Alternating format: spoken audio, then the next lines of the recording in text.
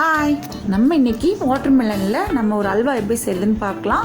சூப்பரான அல்வா இது, நீங்கள் ட்ரை பண்ணி பாருங்கள். அதாவது நல்ல ஒரு மீடியம் சைஸ் வாட்டர்மெலன் எடுத்துக்கோங்க. அதில் பாதி பழம் கட் பண்ணி இந்த மாதிரி சின்ன சின்ன துண்டாக கட் பண்ணிக்கோங்க. விதையெல்லாம் இல்லாமல் இந்த மாதிரி கட் பண்ணி எடுத்துக்கோங்க. விதை போட்டுறாதீங்க, கசந்து போயிடும். இப்போது நான் ஒரு அப்ராக்சிமேட்டாக ஒரு சக்கரை எடுத்துருக்கிறேன், 175 கிராம். நம்ம ஜூஸ் எவ்வளோ வருதுன்னு பார்த்துட்டு சக்கரை மெஷர்மெண்ட் பண்ணிக்கலாம். இப்போது முந்திரி நான் ஒரு 10 முந்திரி எடுத்துருக்கிறேன். நெய் 4 டேபிள் ஸ்பூன் அளவு நெய் எடுத்துருக்கிறேன். இப்போது உங்களுக்கு கிராம் கணக்கில் வேணும்னா நீங்கள் ஒரு 50 கிராம் எடுத்துக்கலாம். இப்போது பாதாம் பாருங்கள், நான் ஒரு 10 பாதாம் அளவு நான் எடுத்துருக்கிறேன். இந்த மாதிரி பாதாம் வந்து நம்ம குட்டி குட்டியாக நறுக்க முடியாதனால மிக்ஸி ஜாரில் போட்டு நம்ம கொஞ்சம் க்ரஷ் பண்ணிக்கலாம். இப்போது நீங்கள் பாதி பழத்துக்கு இந்த பழத்துக்கு ஒரு 3 டேபிள் ஸ்பூன் அளவு நீங்கள் கார்ன்ஃப்ளவர் மாவு எடுத்துக்கோங்க. அதுவும் ஜூஸ் எவ்வளோ வருதுங்கிற பொறுத்து கூடுதல் படுத்திக்கலாம், இல்லை குறைச்சல் பண்ணிக்கலாம் நம்ம கார்ன்ஃப்ளவர் மாவும். இப்போது மிக்சியில் நம்ம ஒரு தர்பூசணி போட்டு நல்லா இந்த மாதிரி ஜூஸ் எடுத்துக்கோங்க. தண்ணி ஊற்றாமல் நீங்கள் ஜூஸ் எடுங்க. அந்த பழத்தில் உண்டான ஜூஸ் மட்டும்தான் இருக்கணும், அதுவே போதும் நம்மளுக்கு. இந்த மாதிரி ஒரு ஸ்ட்ரெயினர் வச்சு நல்லா எடுத்துக்கோங்க. அந்த நல்லா ஸ்பூன் வச்சு இது பண்ணி எடுத்துக்கோங்க. இப்போ கீழே வந்து ஒரு கடாய் வச்சு, நான்ஸ்டிக் கடாய் மாதிரி வச்சு நம்ம எடுத்து வச்சுருக்க ஜூஸை வந்து நம்ம மெஷர்மெண்ட் பண்ணிக்கலாம். இப்போ எடுத்து ஊற்றிக்கோங்க. இன்றைக்கி நான் எவ்வளோ ஜூஸ் வருதோ அதுக்கேற்ற மாதிரி நீங்கள் சக்கரை மெஷர்மெண்ட் பண்ணிக்கோங்க. உங்களுக்கு ஜூஸ் அதிகம் வந்தால் அதுக்கேற்ற மாதிரியே நீங்கள் சக்கரை நான் சொல்கிற அளவுலேருந்து கூடுதல் படுத்திக்கோங்க. இன்றைக்கி எனக்கு 3 டம்ளர் ஜூஸ் வந்திருக்கு. நான் அதுக்கு அந்த டம்ளர்லேயே நான் 3/4 டம்ளர் அளவு எடுத்துருக்கிறேன். நீங்கள் 4 டம்ளர் வந்துச்சுன்னா நீங்கள் ஒரு 2 டேபிள் ஸ்பூன் அளவு கூட கூட்டிக்கலாம். அதுக்கேற்ற மாதிரி நீங்கள் கூடுதல் குறைச்சல் பண்ணிக்கோங்க. கார்ன்ஃப்ளவர் மாவு பாருங்கள், நான் 1 டம்ளருக்கு 1 டேபிள் ஸ்பூன் வீதம், நான் 3 டம்ளருக்கு 3 டேபிள் ஸ்பூன் போட்டிருக்கிறேன்.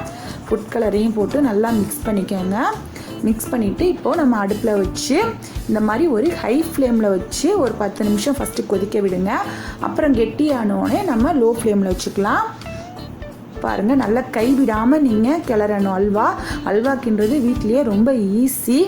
பாருங்கள், இப்போது கொஞ்சம் கெட்டியாயிருச்சு. நான் அடுப்பை லோ ஃப்ளேமில் வச்சுக்கிட்டேன். நான் நல்லா கைவிடாமல் கிளறுங்க, ஏன்னா கார்ன்ஃப்ளவர் மாவு போட்டிருக்கோம் இல்லைங்களா, அதனால் கொஞ்சம் அடி பிடிக்கும். இந்த மாதிரி கிண்டிக்கிட்டே இருங்க.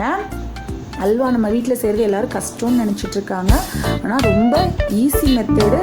நீங்கள் கோதுமை அல்வாலேருந்து எதுவுமே நீங்கள் இந்த மாதிரி ட்ரை பண்ணி பாருங்கள். கடாய் மட்டும் கொஞ்சம் நான்ஸ்டிக் கடாய் யூஸ் பண்ணுங்கள், இல்லைனா அடி கனமான ஒரு கடாய் வாணலி எதுவும் இருந்தால் நீங்கள் யூஸ் பண்ணிக்கலாம். இந்த மாதிரி கிளறிக்கிட்டே இருங்க. ஒரு 10 நிமிஷம் கொஞ்சம் கெட்டியாயிரும் நம்மளுக்கு. இந்த ஸ்டேஜில் ஏலக்காய் தூள் இருந்தாலும் கொஞ்சம் நீங்கள் போட்டுக்கலாம், நல்ல வாசனையாக இருக்கும்.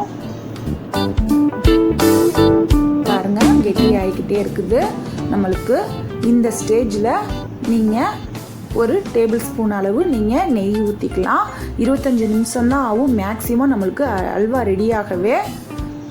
இப்போ பாருங்கள், நான் ஒரு டேபிள் ஸ்பூன் அளவு நெய் விட்டுக்கிட்டேன். முந்திரியில் பாதி முந்திரி அளவு போட்டுக்கோங்க. அப்பயும் நல்லா கிளறுங்க, கிளறிக்கிட்டே இருங்க, கைவிடாமல் கிளறுங்க. அதாவது 25 நிமிஷத்துக்குள்ள ஒரு 5 நிமிஷத்துக்கு ஒருக்க நம்ம ஒவ்வொரு டேபிள் ஸ்பூன் நெய் விட்டிங்கனாலே உங்களுக்கு அல்வா பதம் கரெக்டாக வரும்.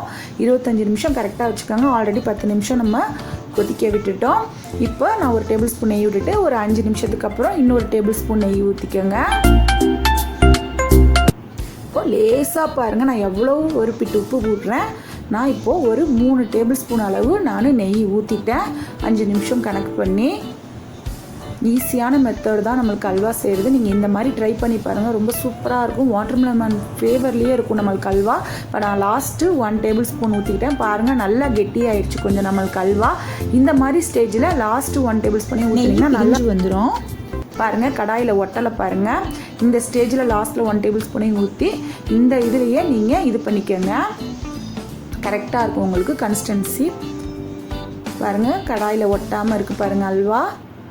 சூப்பரான நம்மளுக்கு அல்வா ரெடி. இந்த கன்சிஸ்டன்சிலே நீங்கள் எடுத்துக்கோங்க. கொஞ்சம் பாருங்கள், இந்த ட்ராப்பாக விழுகுது பாருங்கள். இந்த அளவில் எடுத்திங்கனாலே உங்களுக்கு அல்வா வந்து கெட்டிப்படாமல் சாஃப்டாக இருக்கும், ஸ்மூத்தாகவும் இருக்கும். நல்லா மிக்ஸ் பண்ணிக்கோங்க.